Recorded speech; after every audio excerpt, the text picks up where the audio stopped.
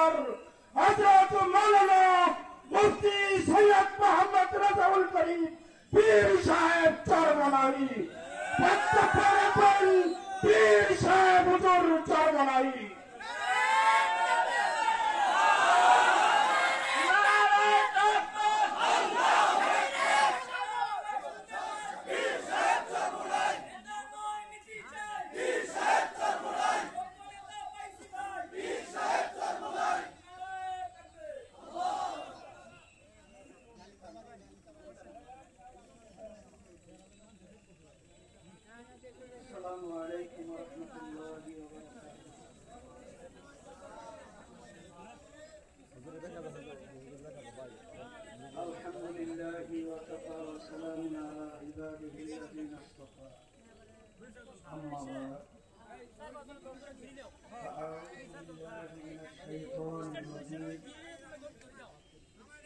بسم الله الرحمن الرحيم ظهر الفساد في البر والبحر بما كسبت أيدي الناس صدق الله العلي العظيم সবাই দুরূদ শরীফ পড়ি আল্লাহুম্মা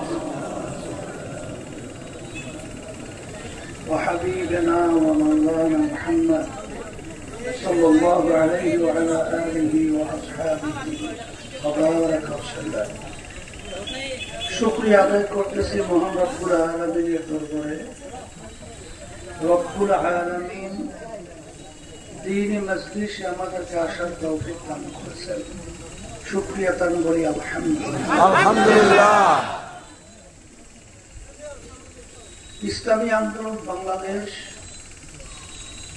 নালিতাবাড়ী উপজেলা শাখা কর্তৃক আয়োজিত আজকের গণসমাবেশের সভাপতি, মঞ্চে বিভিন্ন পর্যায়ের দায়িত্বশীল সাংবাদিক আমার ভাইরা, প্রশাসনে নিয়োজিত আমার ভাইরা, ইসলাম দেশ প্রেমিক আমার ভাইরা, বাংলাদেশের ভিতরে যত রাজনৈতিক দল রয়েছে সমস্ত রাজনৈতিক দলের কিন্তু একটা লক্ষ্য উদ্দেশ্য হল দেশের কল্যাণ, মানুষের কল্যাণ। আসলে দেশ এবং মানুষের কল্যাণ কোন নীতি আদর্শ ফলো করলে এবং কোন নেতার নেতৃত্বে পরিচালিত হলে এটা আসলে বাস্তবে আমরা দেখব, এইটা বিবেচনাই কিন্তু দায়িত্ব আপনার আমার এবং প্রতিটা বাংলাদেশের সচেতন নাগরিকের। বাংলাদেশ স্বাধীন হল 53 বছর শেষ হয়ে 54 বছরে পড়েছে। যেদের মাধ্যমে দেশ পরিচালিত হয়েছিল এবং যেই নীতি আদর্শের মাধ্যমে দেশ পরিচালিত হয়েছিল, এই নীতি আদর্শের মধ্যে এবং এই নেতাদের পরিচালনায় আমরা 53 বছরে বাংলাদেশে পেয়েছি। এই দেশটা একবার দুইবার নয়, এই দেশটা তামাম দুনিয়ার মধ্যে 5 বার চোরের দিক থেকে, দুর্নীতির দিক থেকে ফার্স্ট হয়েছে। এদের পরিচালনা আমরা পেয়েছি। আমাদের বাংলাদেশের মানুষ যখন রাস্তায় নামতো, অনেক মানুষ গুম হয়ে যেত, গুম নাই। অনেকে ঘরে থাকতো, খুন হয়ে যেত। হাজার হাজার মায়ের কোল সন্তান হারা হয়েছে। এদেশের গত 15.5 বছর ফ্যাসিস্ট সরকার, খুনি সরকার দেশ পরিচালনা করেছে। প্রায় 24 লক্ষ কোটি টাকার উপরে, কম বেশি এদেশের টাকা বিদেশে পাচার করেছে। সদ্য ভূমিমন্ত্রী আওয়ামী লীগের সময় তার একা 3টা দেশের ভিতরে বাড়ির সন্ধান পাওয়া গেছে 620টার মতো বাড়ি।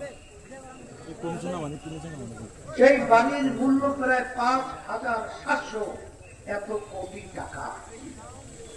এই টাকাগুলো সব তো তার আব্বাই রেখে গেছে, তাহলে তার দাদা রেখে গেছে, ওর সূত্রেই তো পাইছে।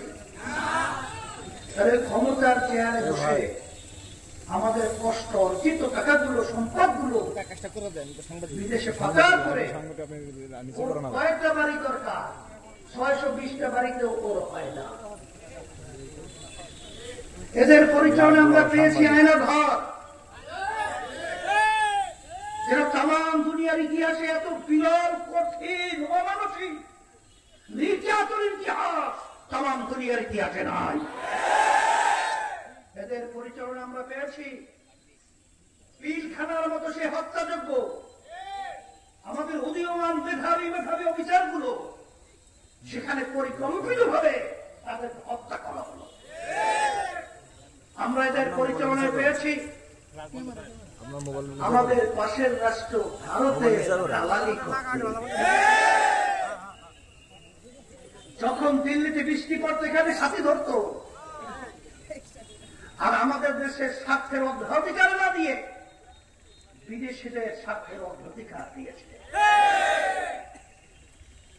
আমরা যেখানে তাকাই সেখানেই দেখি শুধু অশান্তির আগুন ধাউ ধাউ করে জ্বলছিল। আজকে যদি আমরা 53 বছর ইতিহাসে দেখি, চীন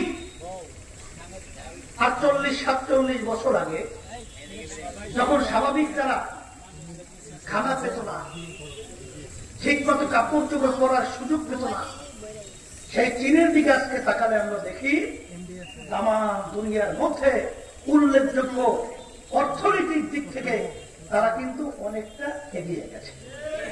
মালয়েশিয়ার মতো দেশ আমাদের দেশের পরেও, স্বাধীন হওয়ার পরেও, সে দেশটা এখন তাম বিশ্বের ভিতরে উল্লেখযোগ্য একটা সুন্দর দেশে পরিণত হয়েছে। শুধুমাত্র আমাদের দেশ 53 বছরে যারা পরিচালনা করেছে, এদের পরিচালনায় আমরা শুধুমাত্র পেয়েছি আমাদের মায়ের কোন সন্তান হারা, পেয়েছি চাঁদাবাজি, পেয়েছি টেন্ডারবাজি, পেয়েছি খাদ্য খান, স্টেশন খান, পেয়েছি রাস্তায় পেয়েছি। এই দেশের পরিবর্তন আমাদের কি করতে হবে? এই অবস্থার পরিপ্রেক্ষিতে আপনারা দেখেছেন ছাত্ররা বৈষম্য বিরোধী আন্দোলন যখন রাস্তায় নেমেছিল, তখন ছাত্র জনতা একত্রিত হয়ে 3 জাতীয় নির্বাচনে তো বাংলাদেশে মানুষ ভোট দিতে পারে নাই, পেরেছে?